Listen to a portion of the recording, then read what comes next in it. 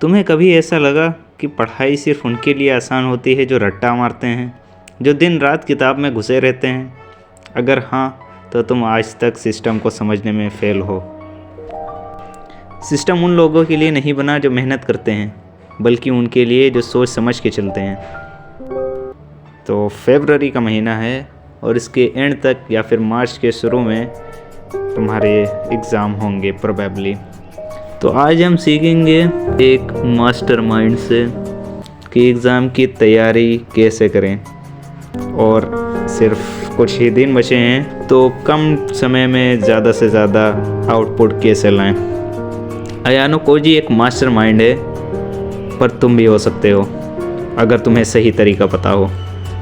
अब ध्यान से सुनो, क्योंकि ये सिर्फ एक स्टडी गाइड नहीं है, ये एक माइंड गेम है। तुम्हारा दिमाग तुम्हारे कंट्रोल में नहीं है, पर इस वीडियो के एंड तक हो जाएगा। Understand the game. अगर तुम्हें जीतना है तो पहले सिस्टम समझना होगा। स्कूल का सिस्टम प्रेडिक्टेबल है, किताबें वही हैं, टीचर्स वही हैं, सिलेबस वही है। तो फ़र्क कैसे आता है? फ़र्क आता है स्टडी मेथड से।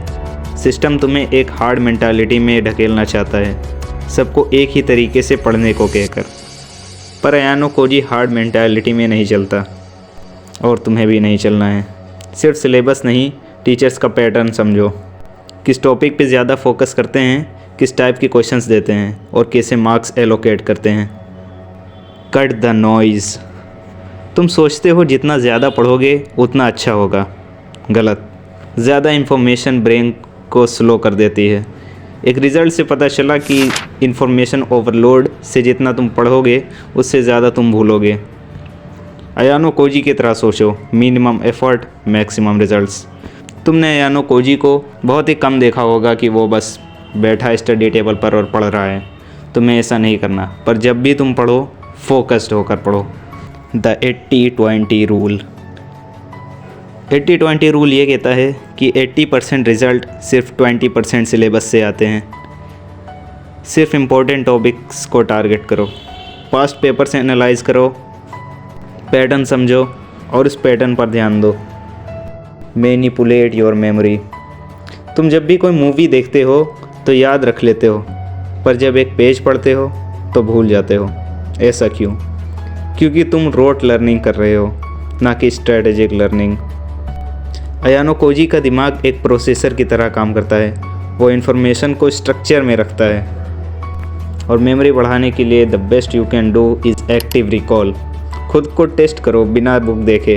एक क्वेश्चन उठाओ और बिना नोट्स के एक्सप्लेन करने की कोशिश करो, जो भी तुम्हें आता हो, एक पैराग्राफ में। फिर उसे लिखने के बाद उसे बुक से मैच करने की कोशिश करो।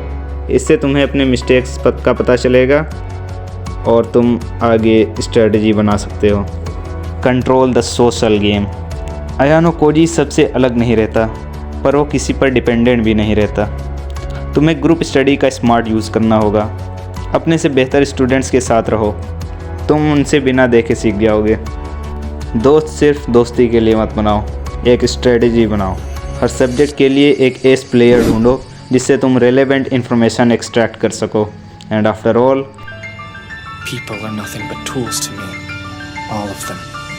I don't care what I have to do to win. Exam में हर कोई तुम्हारा अपोनेंट है, पर एग्ज़ाम से पहले नहीं। तुम्हें अपने फ्रेंड्स का यूज़ करना होगा।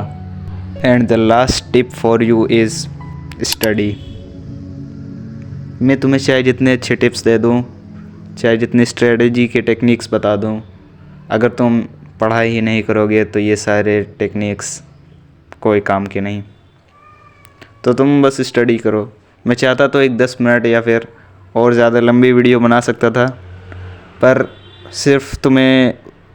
उसमें सिर्फ तुम्हारा टाइम वेस्ट होगा, क्योंकि तुम्हारे माइंड को लगेगा कि वो प्रोग्रेस कर रहा है, और जबकि वो सिर्फ डोपामीन हिट ले रहा है सेल्फ इम्प्रूवमेंट या फिर स्टडी से रिलेटेड वीडियो देखकर। स्टडीज़ के रिलेटेड वीडियो देखो, टेक्निक्स लर्न करो, पर उसे इम्प्लीमेंट करना सीखो।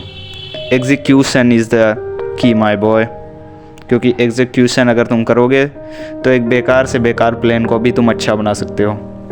सो learn to execute and learn to strategise. That's it for today.